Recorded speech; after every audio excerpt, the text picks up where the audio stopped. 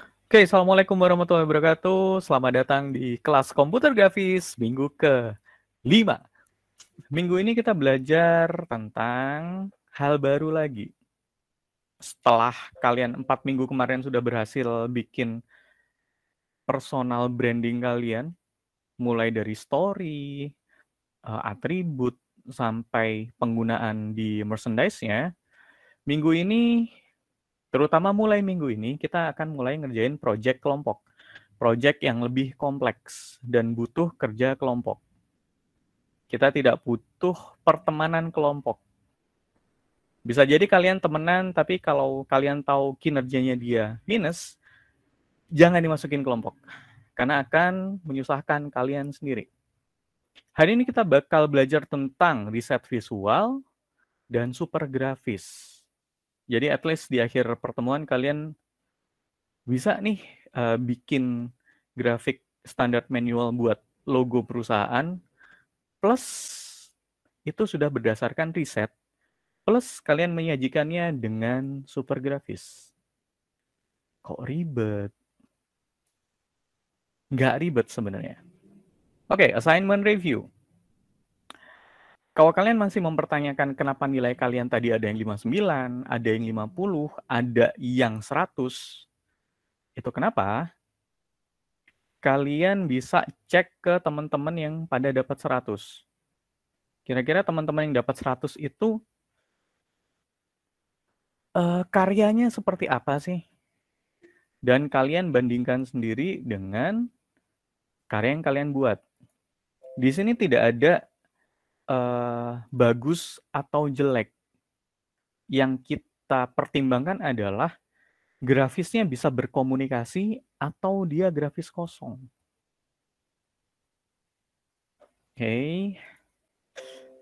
Oke. Pemanasan sebelum kita masuk ke materi baru. Aku akan mengingatkan sedikit tentang branding element. Di branding element itu secara umum kita memiliki 8 elemen dalam branding. Secara umum ya. Yang pertama logo. Kalian udah tahu, kalian udah bikin. Kedua color palette. Kalian udah tahu, udah bikin. Ada yang bikinnya lancar, ada yang bikinnya terengah-engah, tapi at least kalian sudah berusaha. Jadi sebenarnya kalau kalian punya konsep logo yang satu warna, dan aku nyuruh keluarin warna kedua, itu bisa jadi warna sekunder ini tidak harus dikeluarkan di momentum yang sama saat kalian mengeluarkan warna primer. At least kayak gini, Coca-Cola, warna dasarnya dia merah. Nggak ada warna lain. Tetapi dalam media yang berbeda, warna dia bisa jadi warna merah yang lebih tua, yang jauh lebih tua. Itu apakah bisa jadi warna sekunder? Bisa. Apakah mereka pernah berada di satu desain yang sama, media yang sama? Pernah, tapi tidak sering. Karena si Coca-Cola ingin menonjolkan satu warna aja di satu momen. Kalian bisa cek aja warnanya Coca-Cola biasa dan warnanya Diet Coke. Biasanya itu berbeda. Di setiap serinya biasanya sedikit berbeda. Kemudian shape. Kalian udah bikin shape. Ada yang logonya pakai shape, pakai icon, ada yang iconnya pakai tulisan, nggak masalah. Yang jelas dengan adanya shape yang makin unik, audiens makin mudah mengingat.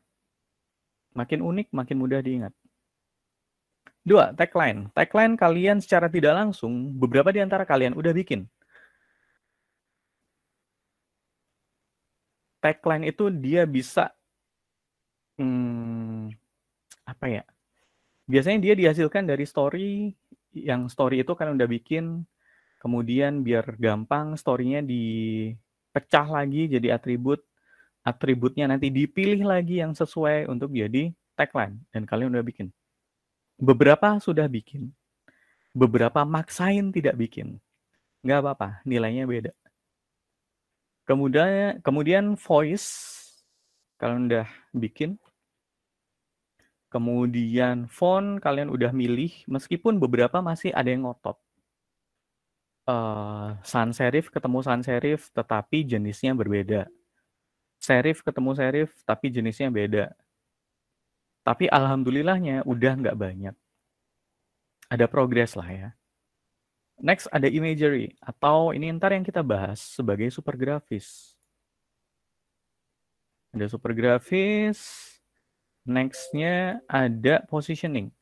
Positioning di sini kita nggak akan bahas lebih panjang, karena kalian akan dapetin ini either di periklanan ataupun di komunikasi pemasaran. Tapi at least kalian harus tahu bahwa ini ada. Oke, kita masuk ke materi pertama. Brand visual imagery, atau biasa disebut dengan super grafis.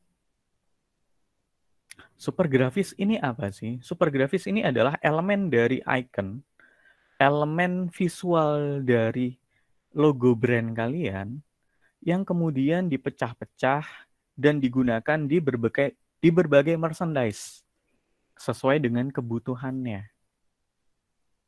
Nah, di sini kita ada satu contoh dari Southeast Missouri State University. Kalian bisa cek langsung di website mereka. Keterangan lengkapnya, karena mereka ada grafik standar manual yang lengkap tapi di-embed di website, tidak untuk di-download. Nah, di sini kita lihat ikonnya si Missouri ini adalah atap kubah gitu. Nggak tahu ini kubahnya apa. Super grafisnya gimana? Kita bisa lihat di sebelah kanan. Dia dipotong sesuai dengan kebutuhan. Di mana kita bisa menemukan potongan-potongan icon ini di berbagai merchandise-nya si kampus ini. Ini adalah salah satu penggunaannya. Jadi dari potongan ikonnya atau dari super grafisnya si Southeast Missouri, kita bisa dapat what we call it, covernya dari presentasi kampus ini.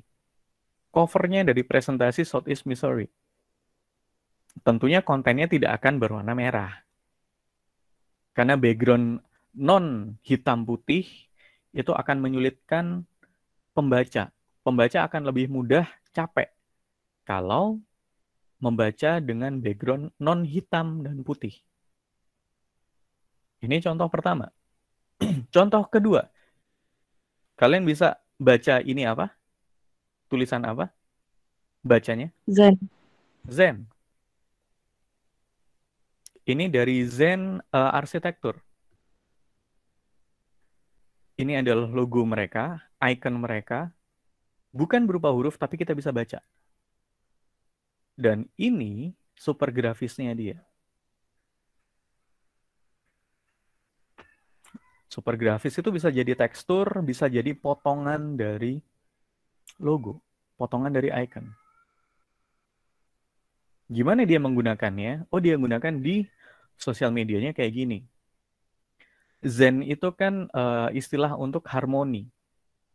Jadi dengan dia memberikan garis miring, garis datar ini, dia memberikan pesan semua hasil arsitek kami itu pasti akan harmonis.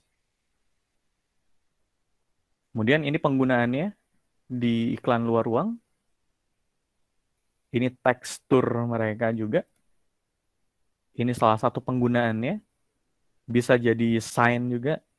Oh, bahwa lokasi tangga ada di sini loh. Lokasi toilet ada di sini loh. Di merchandise kayak gini. Kemudian ada juga POP-nya. Point of Purchase. Biasanya kita nyebutnya POP. Atau bisa juga merchandise juga sih. Bagian dari merchandise juga sih. Dari satu logo yang simple, kita bisa dapetin tekstur yang juga simple. Makin simple tekstur yang kita dapetin atau super grafis yang kita dapetin, lebih gampang makainya. Mau ditaruh di mana aja, enak.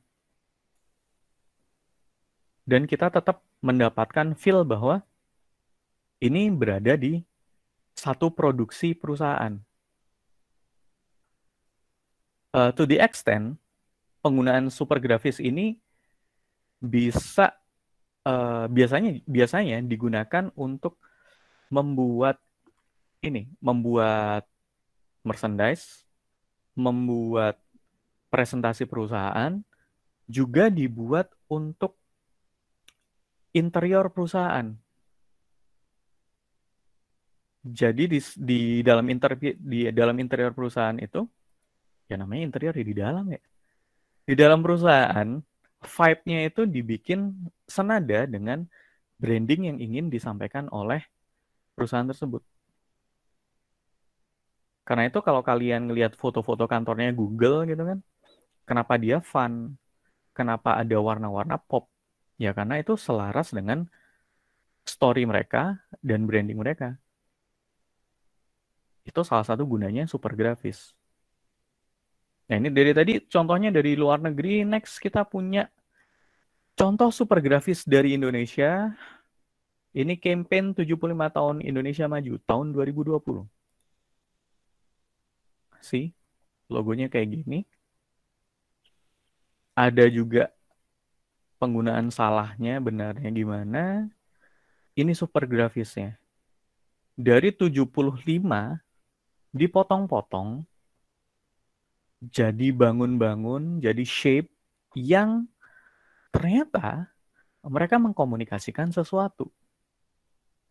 Ada fokus, kemajuan, efisiensi, gotong royong, pemerataan.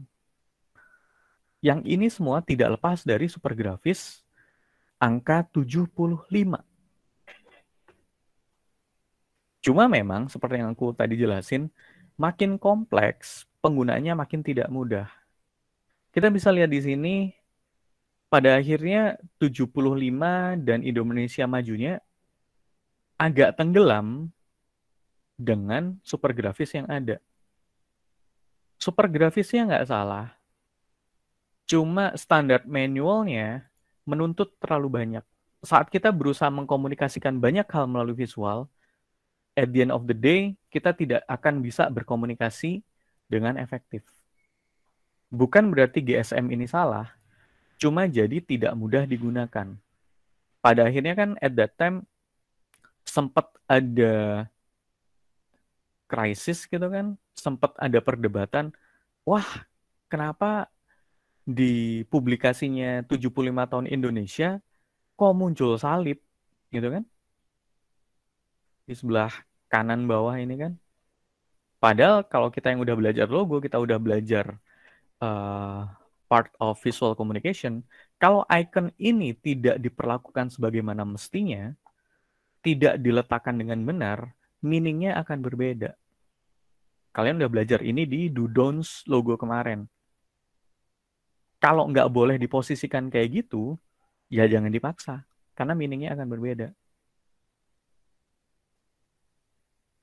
Ini adalah super grafis.